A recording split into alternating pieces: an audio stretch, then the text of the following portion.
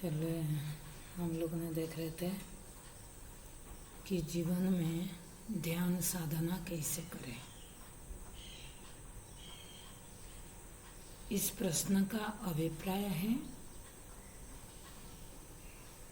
कि अपने मन को कैसे परमार्थ की ओर लगाए।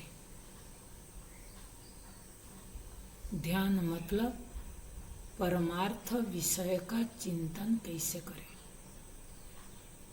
आपके मन में ध्यान के बारे में जो मान्यता बनी है, उस मान्यता को पहले आपको निवृत्ति करना है।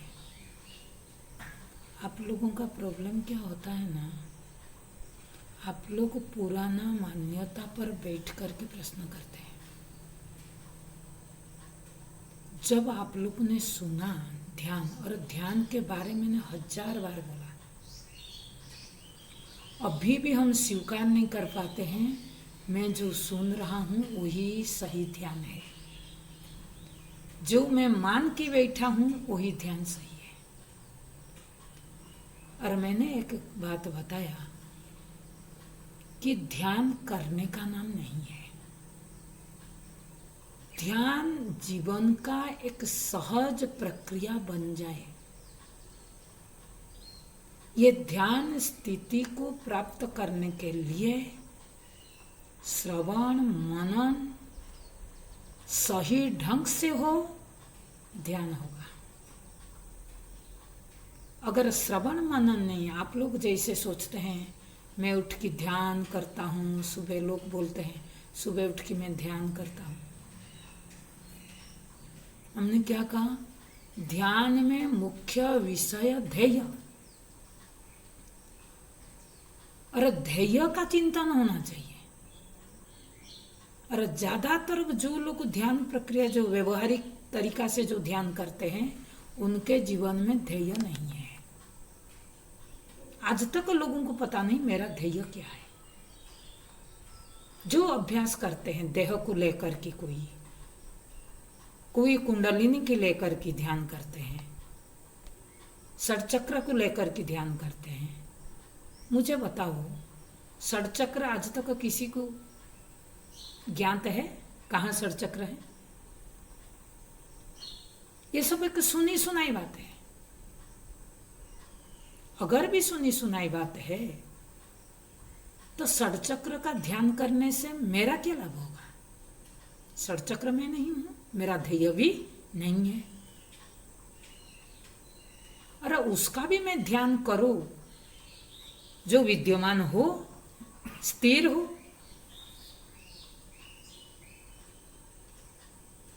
और दूसरा जो ध्यान साधना अलग अलग तरीका से समाज में कराते हैं,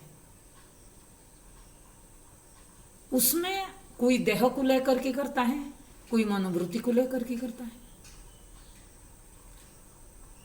लेकिन देह भाव से तो आप ऊपर नहीं उठते हैं ना। ध्यान में देह भाव में नहीं रहना। ध्यान मतलब ध्येय भाव में रहना। समझ रहे हैं ना? लेकिन यहां जो ध्यान करते हैं, क्या करते हैं, देह भान हो जाता है तो बोलते ध्यान लग गया। मेरे को पता नहीं था मेरे देह, सुसुप्ति में तो पता नहीं रहता है, ध्यान लगता है।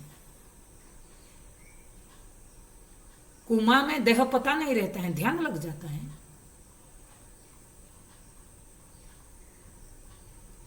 कोई कहता है शून्य अवस्था, कुछ मालूम नहीं था।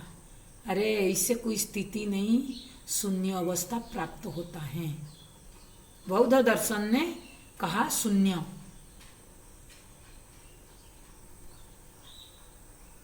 मैंने कई बार ये प्रश्न उठाया, शून्य एक अवस्था है, आपको ज्ञान तो होता है?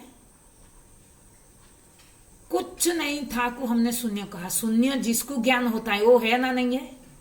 वो है तो फिर शून्य हुआ कैसे?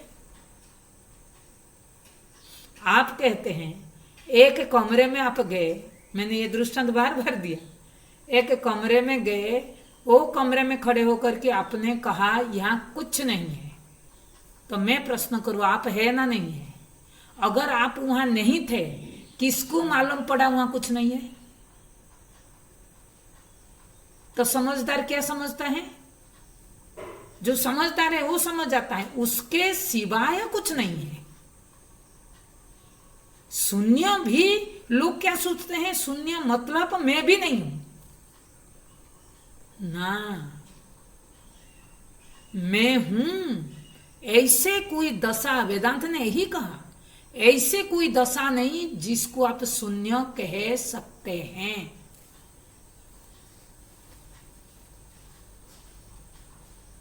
एक बार दो शिष्य थे, गुरुकुल में विद्यार्जन किए। गुरुजी ने उनको परीक्षा ली,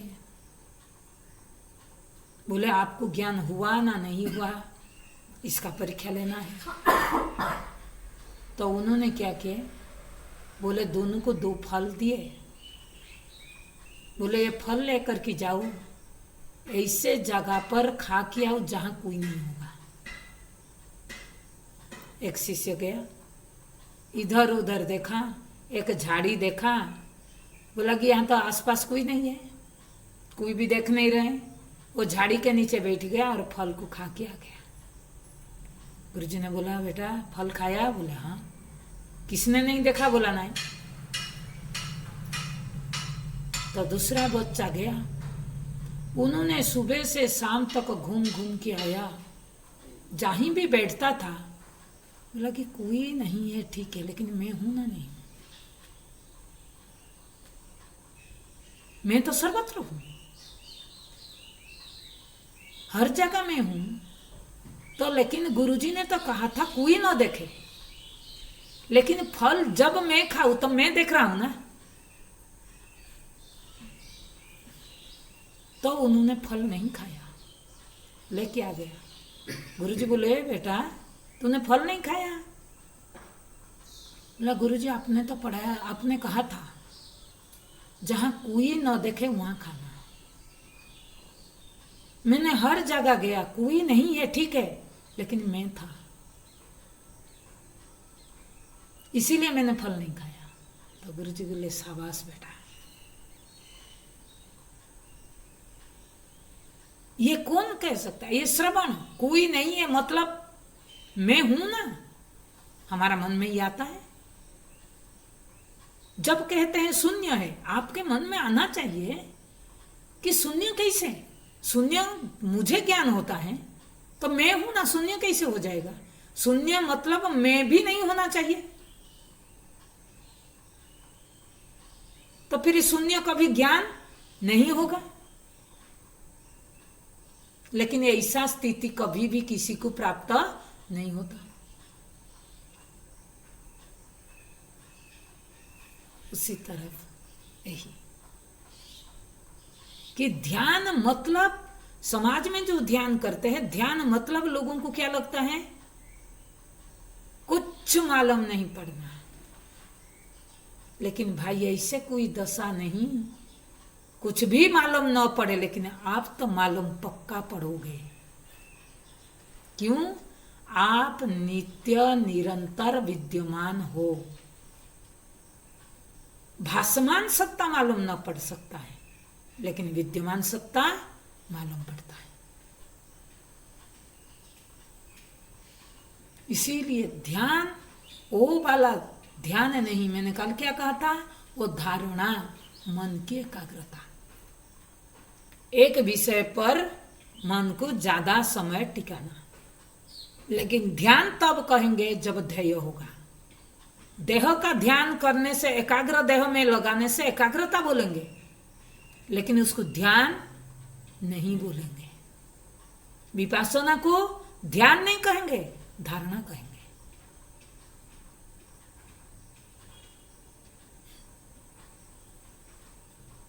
जहां विषय परमार्थ न हो, परमार्थ माने विद्यमान न हो, और वो मेरा इच्छित न हो, तो वो कभी ध्यान नहीं कह सकते हैं। ये मन में गांठ बांध के रख लो, फिर कभी ध्यान के लिए बोलना नहीं। हमको लोग मिलते हैं, कई बार बोलते हैं हम सुबह उठते हैं ध्यान करते, मैं तो कुछ बोलती नहीं, क्योंकि प्रश्न नहीं है तो कभी किसी को जवाब नहीं देना। जी हाँ, आप जैसे ध्यान करना है करो, आज भी भ्रम नहीं जाता है। बोलते हैं हम वेदांत का स्टूडेंट है। काय का वेदांत का स्टूडेंट है? आज तक ध्यान ही नहीं पता है। ध्यान मतलब आंख बंद करके बैठने का नाम नहीं है। आंख खुला लेकिन विषय आसक्त नहीं हूं। आंख में नाम रूप देख रहा हूं, ध्यान जा रहा है। ध्यान किसको कहते हैं? कार्य को देख करके कारण में बुद्धि टिक जाना, यह ध्यान है।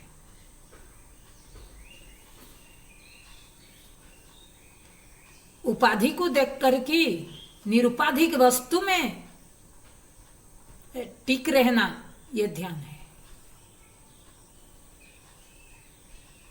लेकिन हमारा ध्यान उपाधि में ही रहता है, जिसको आप लोग ध्यान कहते हैं, यह ध्यान नहीं है। इसलिए रोज जो ध्यान मतलब प्रत्येक दिन ध्यान कैसे करें? जो श्रवण करते हैं उसका रोज चिंतन करना। जब भी समय मिलता है अपने विषय में नित्य निरंतर चिंतन लगे रहे, ये ध्यान है।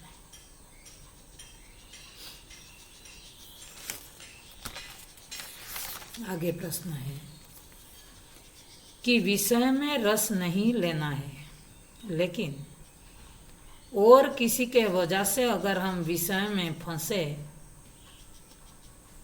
तो उनका करते करते हम फिर उस विषय में बह जाते हैं।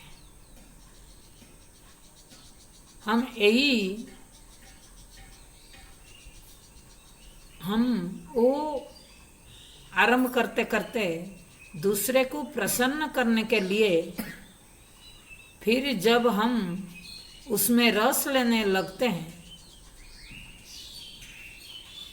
अपने आप में चीटिंग करते हैं। हम ना ज्ञानी ना अज्ञानी, अपने को प्रोटेक्ट करने के लिए ये कहते हैं हमने नहीं किया। मतलब ये प्रश्न का ये है कि हम कई बार हम काम करते नहीं है, दूसरे के दबाव में विषय में जाते हैं। हमको ये लगता है, ये व्यवहार की दृष्टि में हमको लगता है मेरा तो इच्छा नहीं था, उसने कहा इसीलिए मैंने किया, और करते करते रस बुद्धि आ गया। जैसे संग करोगे ऐसे रंग होगा। अच्छा मुझे बताओ, दूसरे के दबाव में मैं करूँ क्यों? अगर विषय आप बोलते हैं ना, हम दूसरे के, हमारा इच्छा नहीं है, हम दूसरे के दबाव में करते हैं।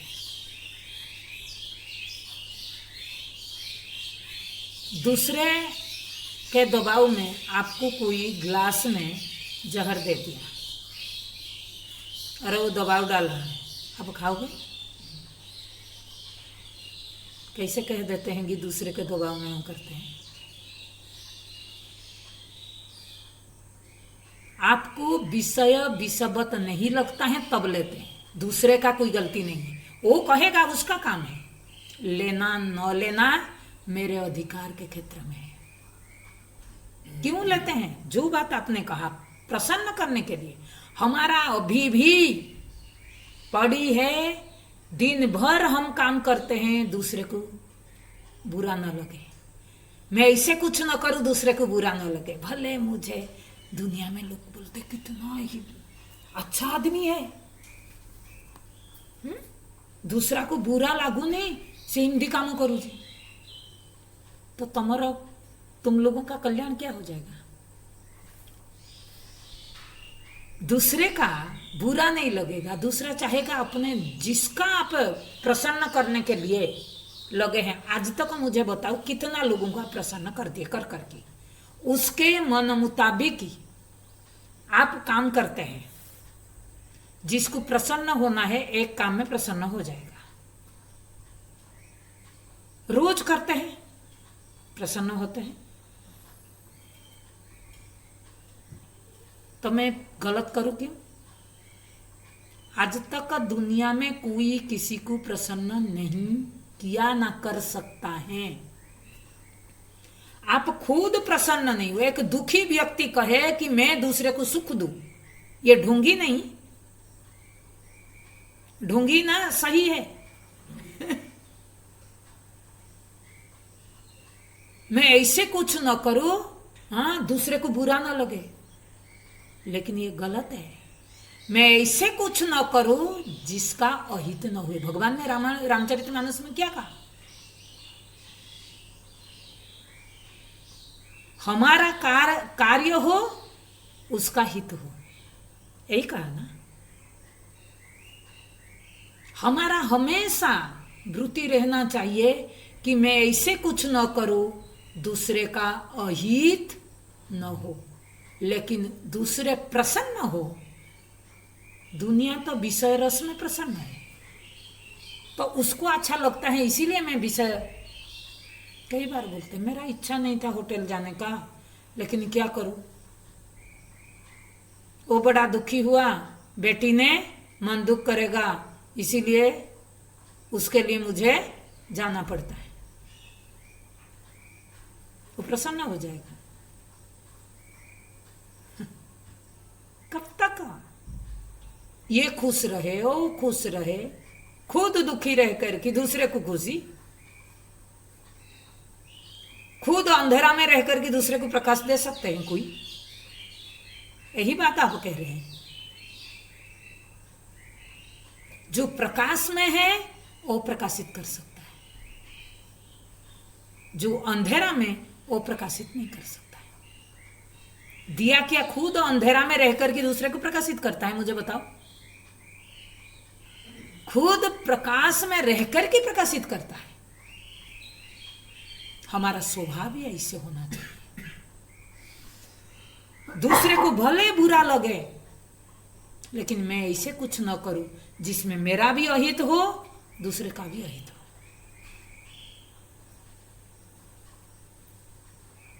और अगर आपको लगता है मैं दूसरे के दबाव में, मेरे अनिच्छा सत्य दूसरे के दबाव में कर रहा हूं, तो कहीं ना कहीं हमारा उसमें आश्रय बुद्धि है। बिना आश्रय बुद्धि से आप दूसरे के लिए जहर नहीं खाओ। अगर जहर विषय क्या दिया अष्टावक्र गीता में, विषय विषवत त्याज। मैंने जो बात बोली, आप जानते हैं ये सांप है, और बोलेगी नहीं मेरे बेटा ने रोया इसीलिए मुझे सांप को पकड़ना पड़ा। पकड़ोगे?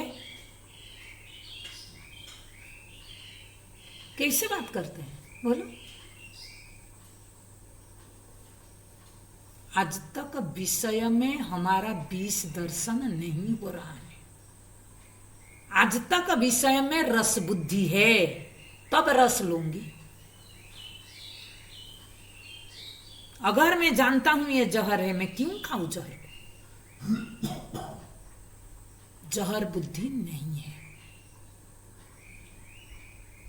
ये संग जहर है, मैं क्यों जाऊं? लोग बोलते हैं, मैं किसी ने कहा अरे तेरे सब संग दोस्त लोग शराबी है, तू उनके साथ संग करता है। बोलेगा वो शराब पिए तो मैं थोड़ी शराब पी रहा। संग में रहते रहते शराबी नहीं हो जाओगे। क्यों? क्योंकि आप उतना मजबूत नहीं हैं। आप अगर शराबी नहीं तो आप शराबी के संग करोगे क्यों? मुझे दूसरा संग करूंगी ना। बोलोगी नहीं करना पड़ता है ना, वो बचपन से दोस्त है ना, इसीलिए। ये सब ढोंगी, ये सब दुनियादारी ढोंगी व्यवहार है।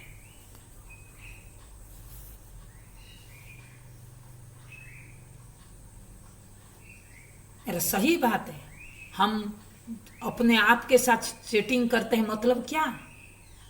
मेरे को दुनिया में किसी का हिम्मत नहीं ठग सकते हैं। मैं खुद अपने आप को ज्यादा चालाकी करके खुद अपने आप को ठगता हूं। चतुराई दिखाता हूं खुद के साथ। मैंने बोली हम खुद के साथ खिलवाड़ करते हैं, दूसरे के साथ नहीं। जब सोचते हैं मैं दूसरे को किया ना, जब आप दूसरे को क्रोध करते हैं उसका परिणाम किसके ऊपर भुगतना पड़ता है? खुद। उतना समय आप अपने पास नहीं रहते हैं। सामने वाला तो सुन के थोड़ा मायूसी हो गया, फिर अपने काम में लग गया, लेकिन आपको कितना समय तक वो परेशान किया।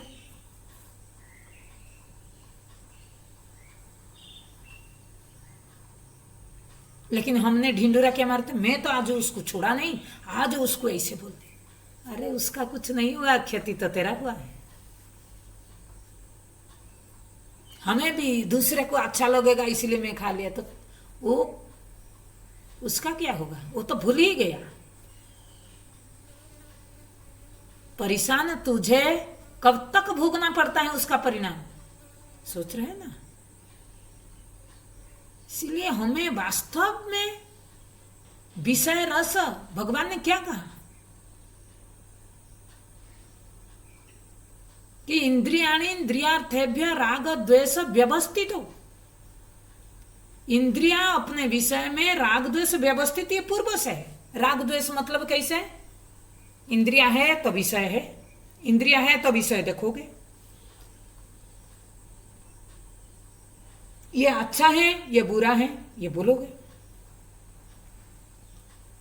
लेकिन आगे क्या कह रहे हैं? तयो मां वसमागच्छेत, तयुहु न वसमागच्छेत। बोले आप उस विषय के बस में मत हो। क्यों? परिपंथिनो, ये आप जो यात्रा कर रहे हैं, परिपंथिनो मतलब चोर, पथ का चोर है। कौन? विषय बस में होना, विषयासक्ति होना, विषय से रस लेना। आप जान लो वो विषय आपको चोरी करके ले लिया। आप अपने आप को मार डाला। विषयासक्त व्यक्ति ही तो अपने आप को मारता है। क्या दिया गीता में? ध्यायतु विषयान पुंसः। जब विषय का ध्यान करते, ध्यान मतलब क्या? बार बार विषय को देखते हैं, क्या होता है? विषय के साथ संग हो जाता है।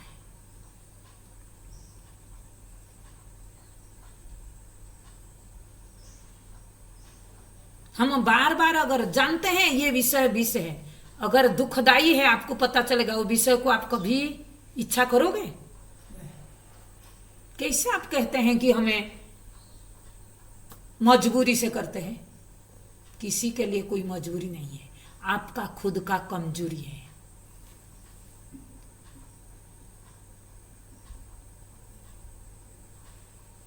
विषय का ध्यान करोगे तो संग होगा ही होगा, और संग होगा तो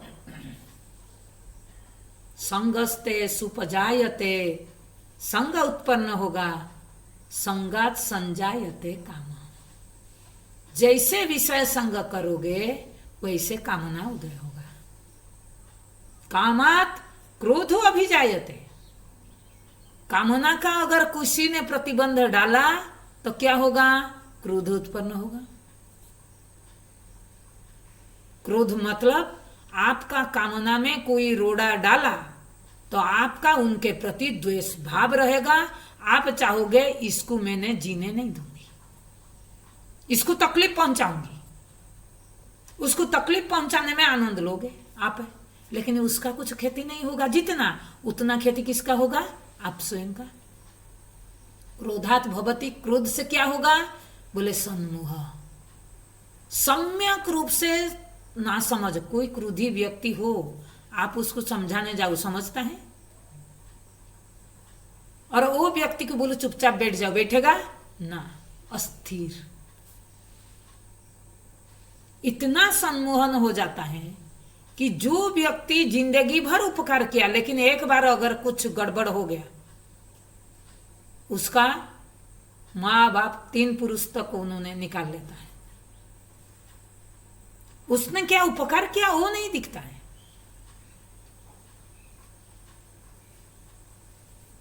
लोग करते हैं, अपने से प्रशंसा चाहते हैं,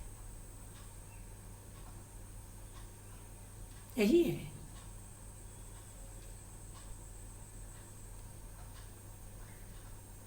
उससे क्या होगा? सन्मोहात स्मृति विभ्रम।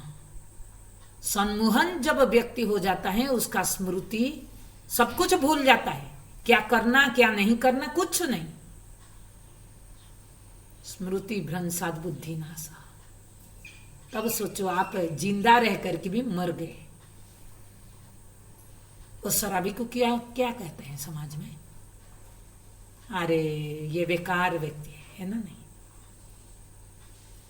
ये मर चुका है। क्यों कहते हैं? नशे में। और हम जब विषय नशे में होंगे, हमको जिंदा कहेंगे? विषय रस मतलब क्या? विषय का नशा चढ़ा है, वो नशा से हमें उतरना है।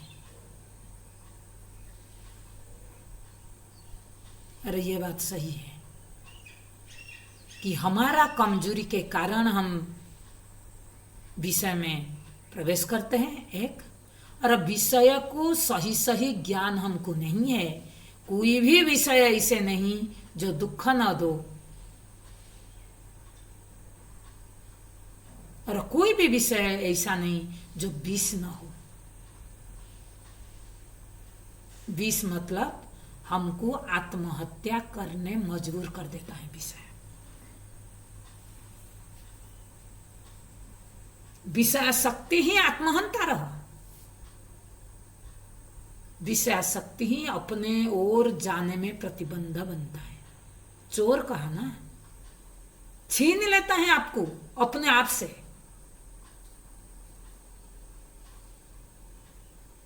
हम अपने आप से दूर हो जाते हैं, दूसरे पर जाकर के बैठ करके अपने आप को देखते हैं, आश्रित नहीं होते हैं। यही जीवन है क्या? इसी के लिए शरीर मिला है। बड़े भाग्य मानुष जन्म पाई, इसीलिए मनुष्य शरीर पाया था कि बेटे को पालो, बेटी की पालो, परिवार को पालो, परिवार का सेवा करो, इसी के लिए।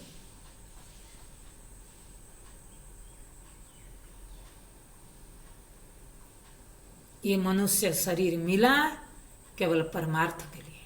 और परमार्थ में जो भी कोई प्रतिबंध बने, जो भी कोई,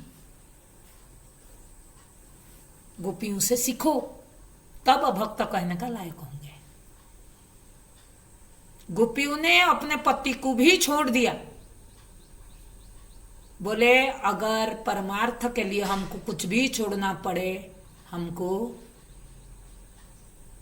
प्रस्तुत है। हम देहभाव में इतना सुरक्षित है, महसूस करते हैं। कौन? विषयासक्त व्यक्ति। देहभाव में खरोच न आए, देह के प्रोटेक्शन में खरोच न आए, इसीलिए हम कंप्रोमाइज करते रहते हैं, अपने के साथ चीटिंग करते हैं।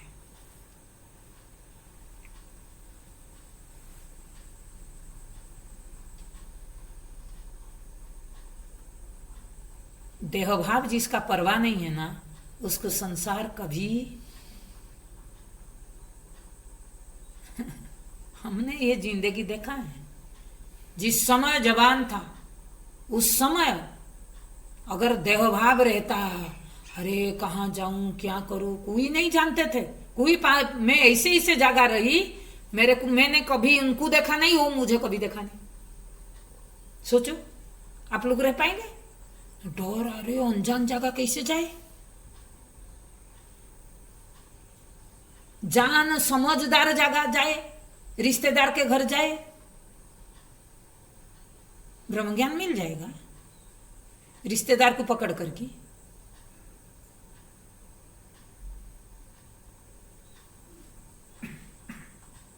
देह के प्रति परवाह नहीं था।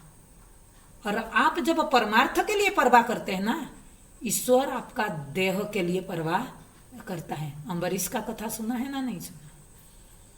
अम्बरीश ने परमार्थ के लिए अपना जीवन लगा दिया, प्रभु ने उसका प्रोटेक्शन किया। हमने भी वो महसूस किया।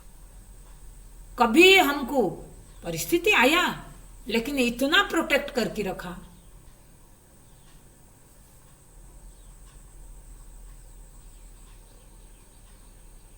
तभी कौन था? परिवार था, धन था। हमारा भरोसा परमार्थ पर कमी होता है तब हम भरोसा विषय पर करते हैं। मैंने इसीलिए कहा कमजोरी हमारा है, दोष अन्य को हम देते रहते हैं। मेरा इच्छा नहीं था, उसने कह दिया। उसने कौन कह दिया? क्यों कहेगा? कहेगा तो भी मेरा क्या गया, मैं नहीं करूंगा।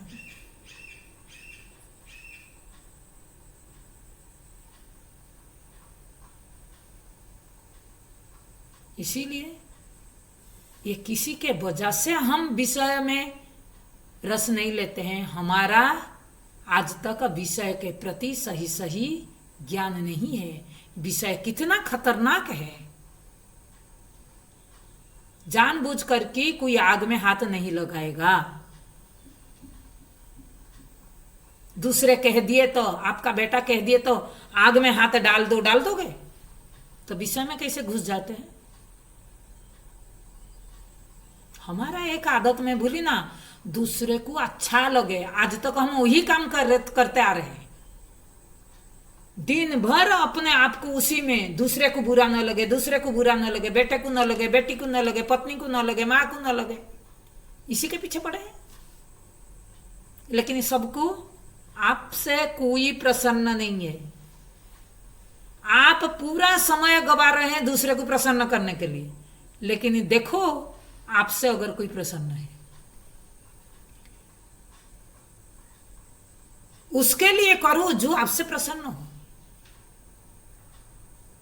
बार बार इसलिए कह रही ना, नाजायज संबंध से संबंध जोड़ने से क्या होता है? वो उनके साथ हमारा म्यूचुअल नहीं हो पाता है, क्योंकि है नहीं कोई रिश्ता।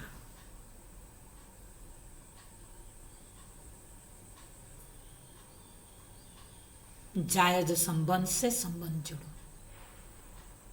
हम संसार के लिए जायज संबंध को छोड़ देते हैं तो हम आत्महंतार हो जाते हैं। ये है।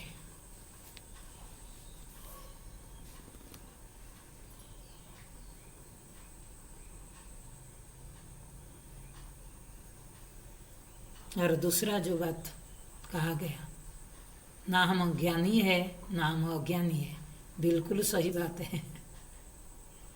अज्ञानी व्यक्ति तो कुछ नहीं जानता है, ज्ञानी को तो ये परवाह नहीं है। लेकिन हम जिज्ञासु भी नहीं है, साधक भी नहीं है, क्या बोलेंगे? हमारा जो जीव का एक जो यात्रा है, अज्ञानी, पामर। पामर पहला स्टेज है, पामर। दूसरा स्टेज है विषयी। हम विषयी है, पामर तो नहीं है, विषयी है, लेकिन साधक भी नहीं है। छोटी सी चीज, आरंभ में वैराग्य शब्द दिया। वैराग्य मतलब क्या? विषय रस से वैराग्य।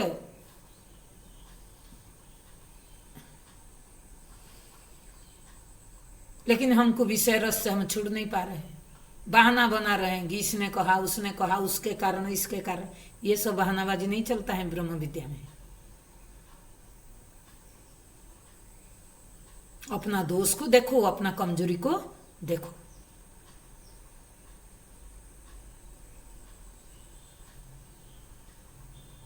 नहीं तो फिर क्या कह देते हैं कुछ लोग, गलत काम करेंगे, हैं?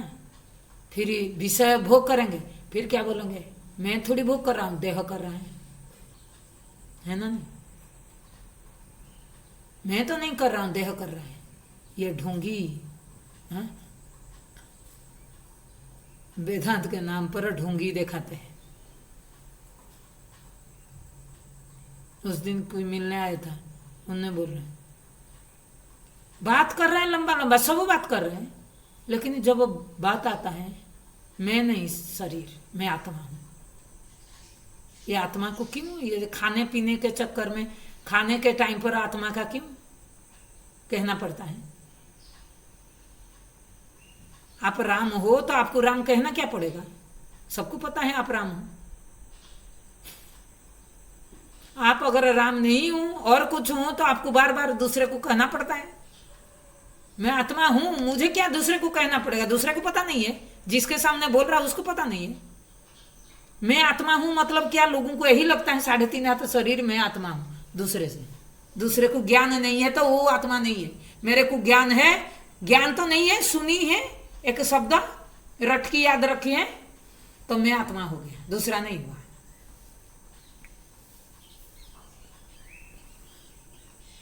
ये विषयी लोग, ये विषयासक्त लोग ऐसे ढोंगी व्यवहार करते रहते हैं। आगे एक प्रश्न है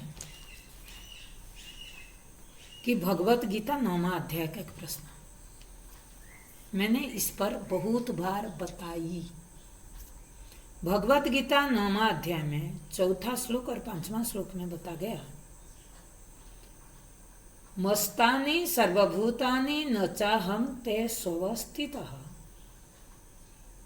4था श्लोक का दूसरा पंक्ति, 5वां श्लोक का पहला पंक्ति, न च मस्तानि भूतानि पश्य में योगम ऐश्वरम।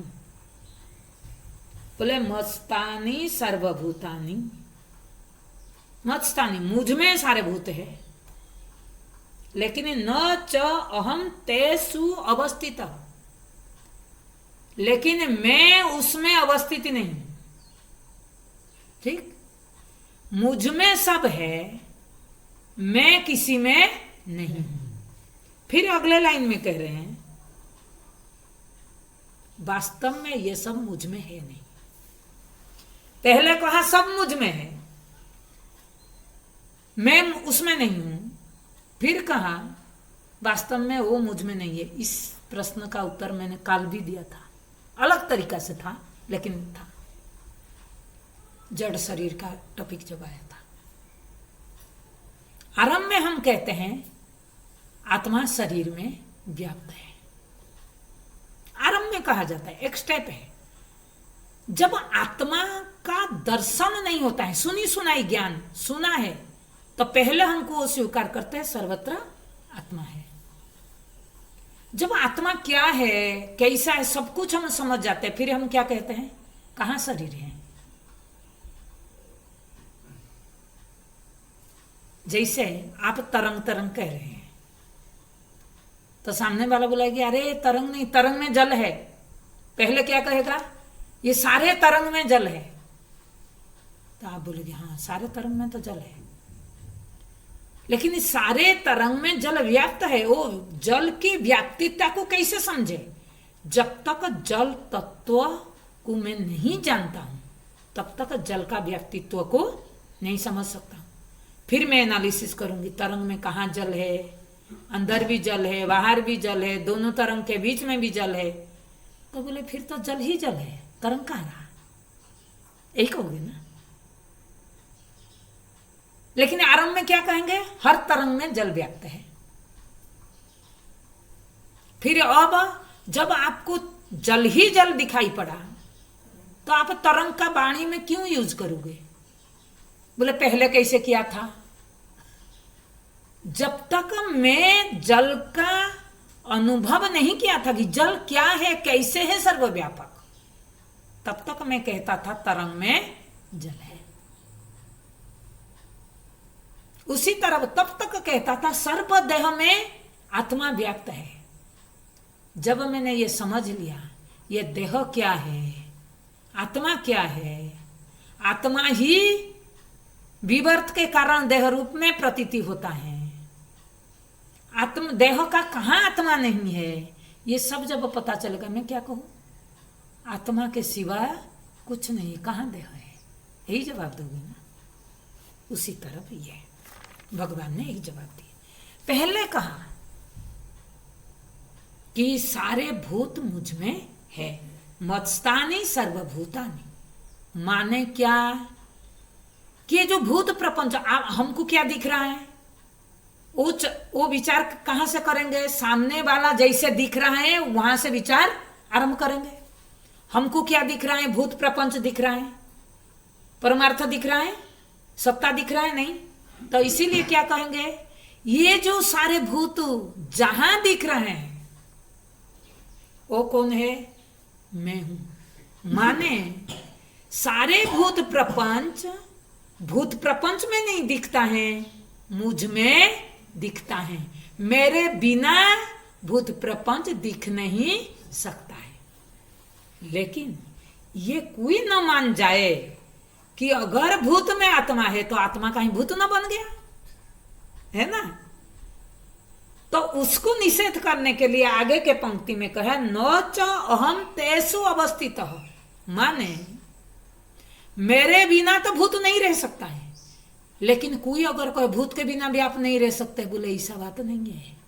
जब भूत नहीं रहता है तभी भी मैं रहता हूं, उसका अभिप्राय यही है। न च अहम, मैं उसमें अवस्थित नहीं है, वो मुझ में अवस्थित है। माने मेरे बिना वो नहीं हो सकता है, लेकिन उसके बिना मैं होता हूं।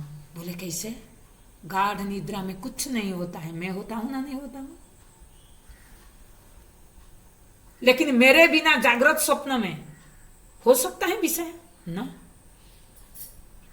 आगे कहते हैं न च मत्स्थानि भूतानि, वास्तव में भी मुझ में कौन सी भूत है? पता भूत क्या है? मेरे सिवाय जब कुछ नहीं है, भूत आया कहां से? वही उत्तर जवाब आया ना, तरंग वाला, घड़ा वाला, गहना वाला, जो भी दृष्टांत आप लो, आकाश नीलिमा वाला, स्वप्न वाला। आकाश में नीलिमा दिख रहा है, आकाश के बिना नीलिमा दिख नहीं सकता है। लेकिन कोई कहे नीलिमा बिना आकाश नहीं है, ये गलत नहीं हो जाएगा? यहां जो आकाश है ना नहीं है, नीलिमा है नहीं है। लेकिन वास्तविक अगर देखा जाए, आकाश ही आकाश, नीलिमा है नहीं। नीलिमा क्या है? मेरा दृष्टि दोष है। उसी तरफ ये सारे भूत क्या है? मेरा दृष्टि दोष है। वास्तविक मेरे सिवाय कुछ नहीं है, कुछ नहीं है मेरे सिवाय। ये ज्ञान होना है। इसीलिए ये श्लोक कई बार लोगों को कंफ्यूज करता है, लेकिन मैं बहुत बार इसको समझा चुकी हूं। इसका अभिप्राय को समझना, भगवान क्या कहना चाहते हैं। अगर आपको पहला स्टेप आपको भूत दिख रहा है, इसीलिए कहे ये भूत भूत में नहीं है, मुझ में है, आप में है। लेकिन ये नहीं समझ लेना कि भूत मुझ में है तो मैं भी भूत में हूं ना। मैं भूत नहीं बन सकता, भूत में नहीं हूं मतलब मैं भूत प्रपंच नहीं होता। मेरा नाम रूप नहीं है, नाम रूप मेरे बिना नहीं रह सकता है, लेकिन नाम रूप के बिना मैं रह सकता हूं। गाढ़ निद्रा में कौन सी नाम रूप लेकर के आप बैठते हैं?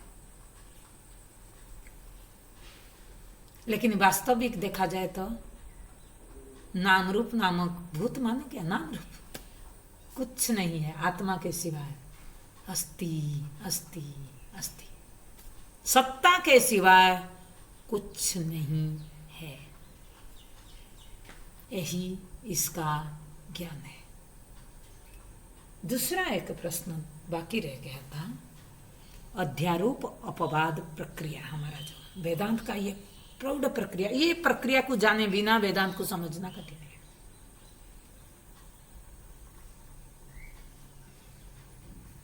अध्यारोप क्या है? निष्प्रपंच प्रपंचेभ्य अध्यारूप। वस्तुनि अवस्तु आरूप अध्यारूप। वस्तुनि माने काल वस्तु किसको कहते हैं? विद्यमान अवस्तु मतलब भासमान। विद्यमान सत्ता में भासमान का आरोप का नाम है अध्यास। विद्यमान क्या है? आत्मा। मैं विद्यमान है, उसी में जो कुछ भास रहा है वो सबके सब क्या बोलेंगे? अध्यारोप, आरोपित है। देह अहंग में आरोपित है, इंद्रियां अहंग में आरोपित है, मन अहंग में आरोपित है, जो भी कुछ हम देखते हैं जगत अहंग में आरोपित है। इसीलिए कहा निष्प्रपंच, जो प्रपंच नहीं है, निष्प्रपंच है, प्रपंच विहीन है, उसी में प्रपंच दिखना, इसको कहते हैं अध्यारोप। अपवाद माने उसी को अपवाद हटाना, इसको जो प्रपंच दिख रहा है वो प्रपंच को हटा देना, जिसको हमारा वेदांत में बोलते हैं नेति नेति प्रक्रिया। न इति, ये नहीं हूं, करता नहीं हूं, भोक्ता नहीं हूं, ज्ञानता नहीं हूं, श्रोता नहीं हूं, वक्ता नहीं हूं, फिर क्या हूं? जो बचा वही हूं। इसी को कहते हैं अध्यारोप अपवाद प्रक्रिया। अध्यारोप अनादिकाल से पड़ा है।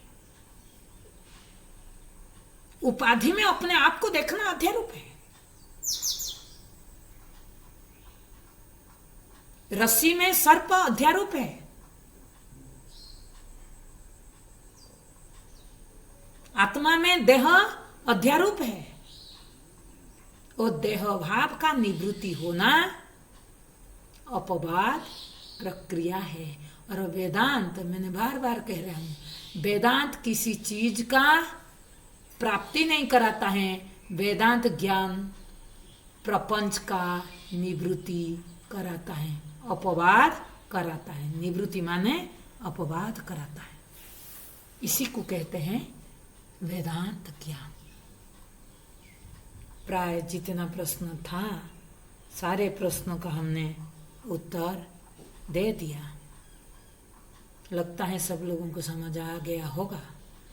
अगर नहीं आया तो फिर देते रहना, मुझे जैसे जैसे समय होगा मैं प्रश्न का उत्तर दूंगी, लेकिन प्रश्न उठाते रहना। शंका है तो उसका निवृत्ति करते रहना। संशयात्मक ज्ञान किसी काम को नहीं आता है। तो आज इतना रखते हैं, तो आगे फिर सोमवार से हम दूसरे ग्रंथ में प्रवेश करेंगे। अमृत बिंदु उपनिषद।